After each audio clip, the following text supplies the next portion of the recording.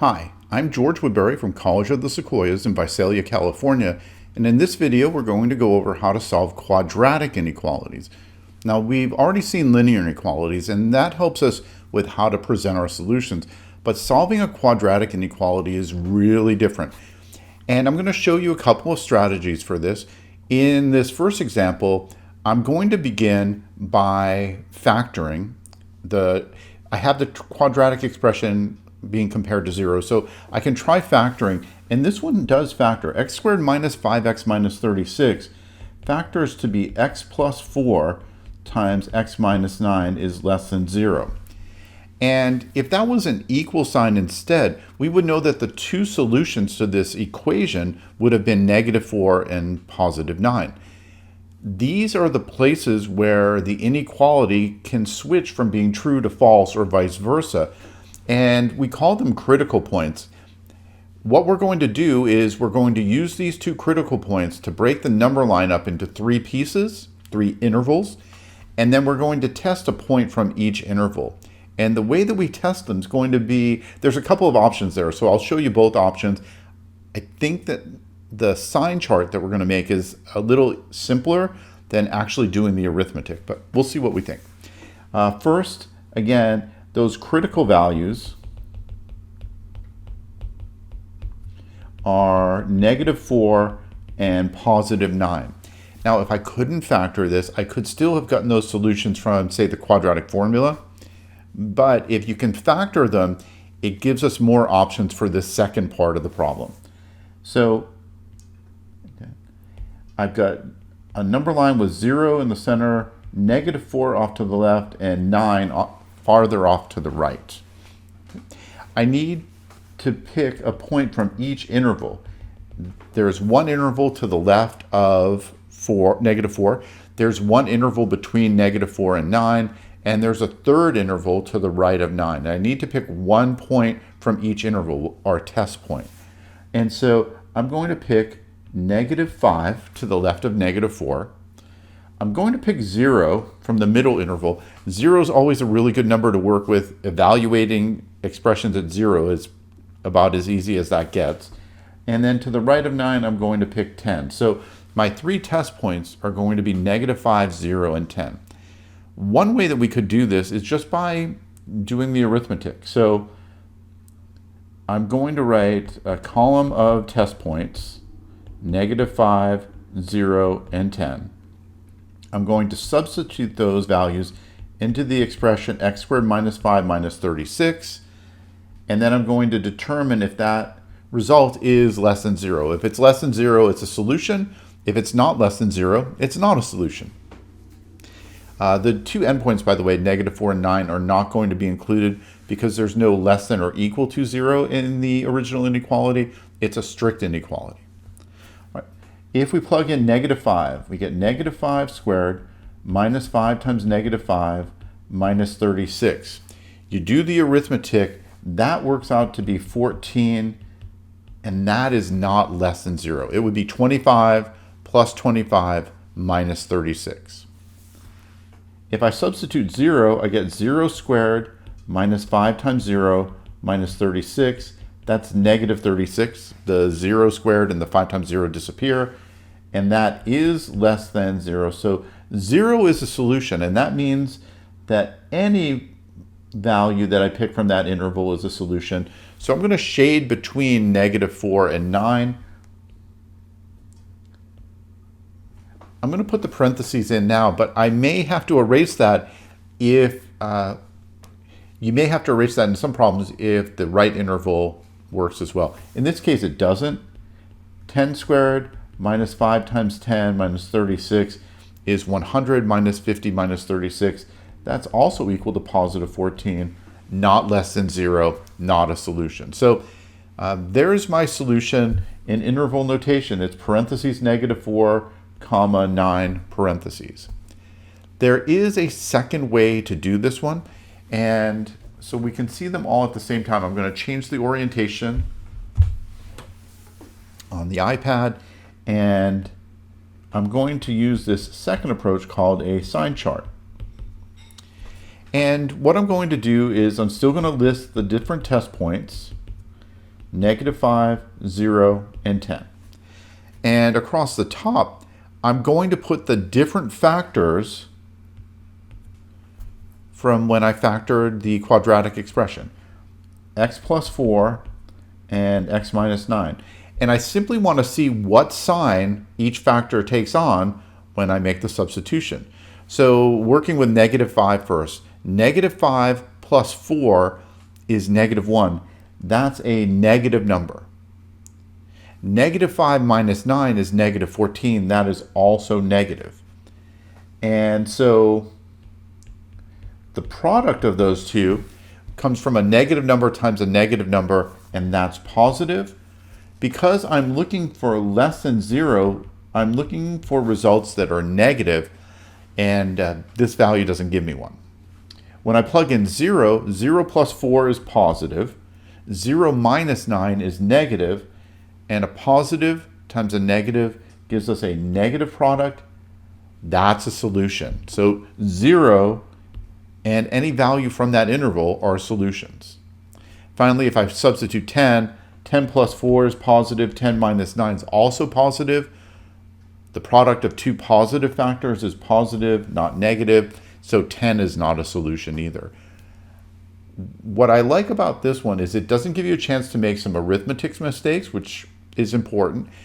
And all we have to do is figure out the sign of the result, not the actual value of the result. For instance, -5 plus 4, I don't need to know that that's -1. I just need to know that it's going to be negative because -5, the absolute value of that's bigger than the absolute value of 4. -5 minus 9, all I know is combine two negative numbers is going to make an even more negative number. I know that that's negative. I don't have to do the arithmetic. I just have to understand those rules. Okay, so if you factor, you can use the Sine chart. If you don't factor, you must use the approach at the top, and you can use that approach on the top whether it factors or not. So that's the good standby, but I do think that the Sine chart's a little easier, and you're going to use that a lot in your math career. So I think it's a good idea to get used to making a Sine chart instead of just plugging in those results. All right, let's try another one. And I've got 4x squared plus 12x minus 27 is greater than or equal to 0. Right. So here, if I can factor this, it's going to make my work a lot easier because then I can use the Sine chart. And I'm going to try to do that. I do know that this one factors to be 2x and 2x. It ends up being 2x plus 9 times 2x minus 3. So if I can factor this, it's going to make things a lot easier. The first gives me a critical value of 2x equals -9 or x equals -9 halves. That's between -4 and -5. Just divide it on your calculator. 9 divided by 2 is 4.5. The other one gives me 2x equals 3 or x equals 3 halves, between 1 and 2 on the number line. And knowing where those two are is important because when we go to pick our test points, we need to know exactly where those critical values are.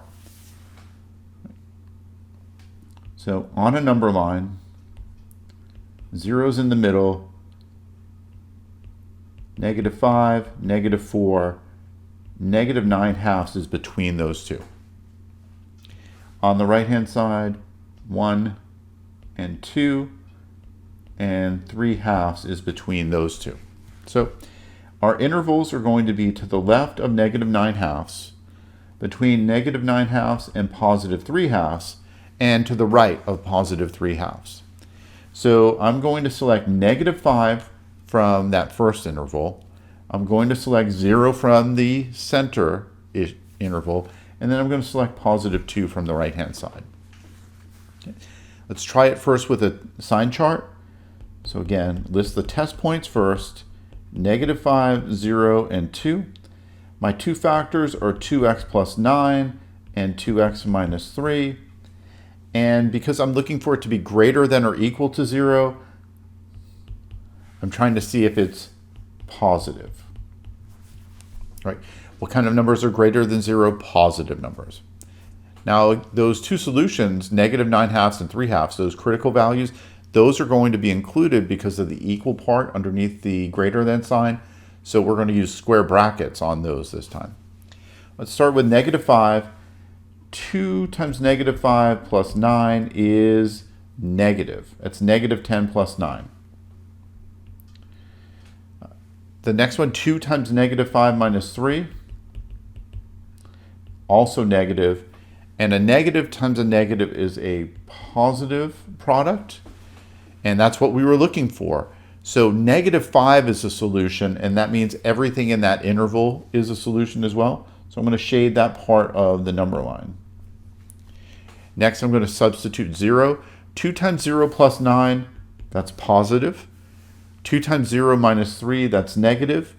A positive factor times a negative factor is negative, not what we're looking for. When we substitute 2, 2 times 2 plus 9, that's a positive number. 2 times 2 is positive, adding 9 more is positive. 2x minus 3, 2 times 2 is 4, 4 minus 3 is positive. So I've got the product of two positive factors, which is also positive. 2 is a solution, and so is everything in that interval. And we're going to finish it off with those square brackets, because those endpoints were included. So in interval notation, the first interval is -infinity, comma, -9/2, where the -9/2 gets a square bracket.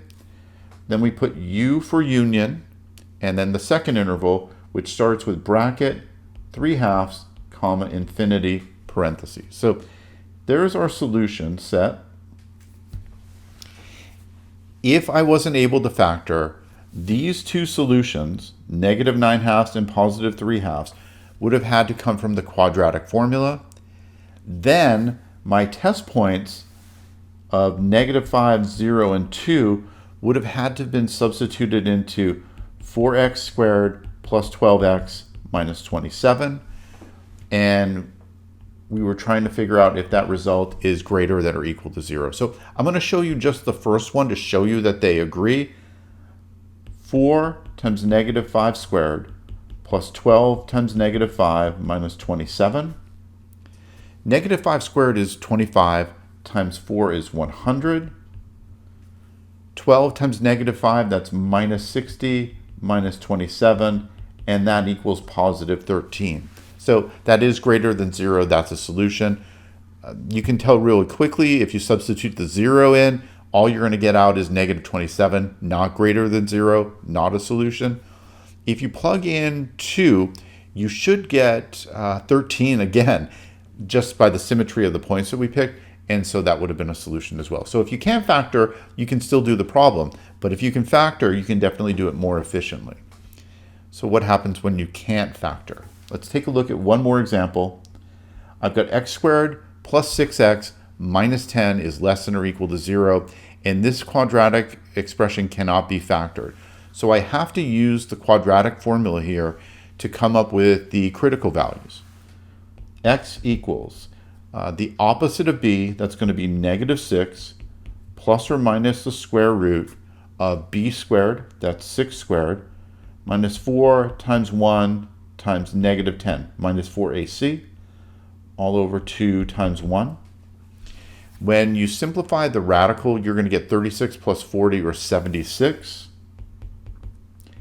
-6 plus or minus root 76 over 2. And I do need to simplify that radical. 76 is 4 times 19. I know the square root of 4 is 2, so I can pull that out. X equals -6 plus or minus 2 root 19, all divided by 2. I can divide out the common factor of 2 from all the terms, 2 in the numerator, 1 in the denominator, and I end up with x equals -3 plus or minus root 19.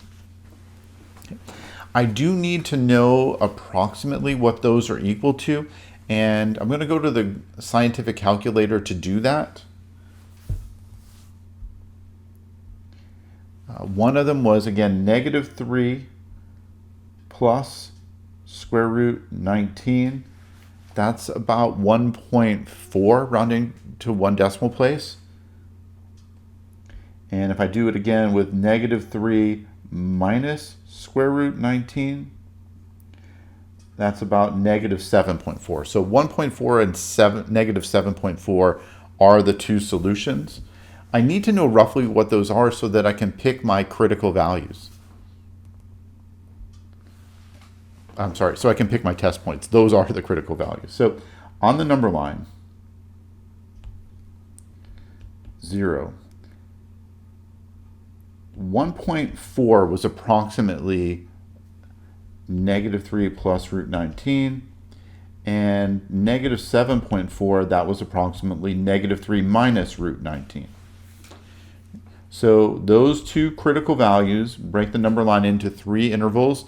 I can pick negative 8 from the first interval, I can pick 0 from the second one, and I can pick positive 2. It doesn't matter what number you pick. Obviously, the smaller the number part is, the easier the arithmetic is going to be. But I could pick 2, I could pick 5, I can pick 700. They're all going to give me the same result. You definitely want to make sure you've got one piece from each interval. The one mistake that sometimes students make in that first interval where I've got negative 7.4, they'll pick negative 7 thinking that's lower than negative 7.4, but that's actually on the other side. That's in the same interval as 0. So if you put the two numbers around it, negative 7 and negative 8, that makes it easier to pick the right number. Or you can go way beyond negative 7.4. I need something much more negative than 7.4. Oh, negative 10, that would work. Now, because I couldn't factor, I've got to substitute these test points back into the original. And I'm going to write it a little differently this time. So I'm going to test x equals negative 8. Negative 8 squared plus 6 times negative 8 minus 10 less than or equal to 0. I want to see if that's true. And again, I'm just substituting into the original inequality. Negative 8 squared is 64. 6 times negative 8 is minus 48 minus 10. And 64 minus 48 minus 10 is 6. Is 6 less than or equal to 0? No. And so that means that negative 8 is not a solution, and no value from that interval would be. All right. Let's try x equals 0. This is always easier to use. When I substitute 0 in on that left-hand side, I get negative 10. Is that less than or equal to 0? Yes. So 0 is a solution, and that means everything in that interval is a solution. Now, these solution intervals usually alternate, but you cannot be guaranteed that that's going to happen. So you want to make sure you check each interval. Don't check the first one, see that it doesn't work, and then alternate no, yes, as many as you have. That's going to get you in trouble in certain problems. So be sure to test them all out. We're going to do one more test with x equals 2. And that would be 2 squared plus 6 times 2 minus 10. Is that less than or equal to 0? The arithmetic on the left-hand side, 2 squared is 4, 6 times 2 is 12. So 4 plus 12 minus 10 is 6. And that's not a solution either. So the 2 doesn't work, and the only interval that works is that middle interval. Because of the equal sign under the less than sign, I'm going to use the square brackets. And there is my interval notation. Another common mistake from students, you can do all this work to this point well.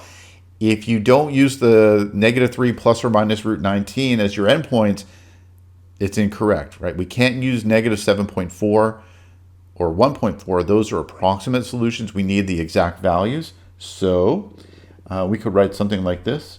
Bracket, negative 3 minus root 19 is the left-hand endpoint. Negative 3 plus root 19 is the right endpoint. And we finish with brackets around that. So that's the solution for that one. If your quadratic expression cannot be factored, use the quadratic formula, and then you cannot use a sine chart at that point. You've got to plug each one in. If there were no critical values, If what was underneath the square root was negative, there are no real solutions. That means there are no critical values, and that means that either all the real numbers work, or none of them work, and there's no solution. Just pick one number, 0, substitute it in, see if it works. If it works, then the solution is a set of all real numbers, the entire number line. If it doesn't work, then there's no solution at all. All right, that's it for the quadratic inequalities.